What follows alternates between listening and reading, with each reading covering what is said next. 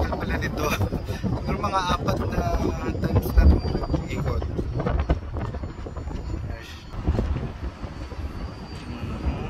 Yan siya. Yan. Yan ang makikita nyo. Yan. Naghang na. Medyo scary to. Hindi siya enclosed. So, natatakot ka talaga. Yan ang hangin and everything. Yan. Gosh, meron tong parang malaking church. Yan. Oh. Magandang puntahan siguro. Tsaka yan.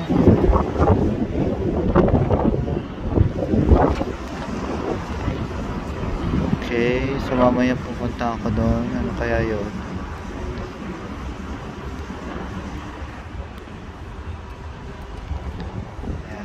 Medyo nakakatakot daw itong place. Itong ano na to, Ferris wheel na to. Woo! Scary. Ala, ang tagal ako na dito. Bababa pa ba to? Thanks ko Lord. Ayan na po. Ayan, bababa na. Sana last na to.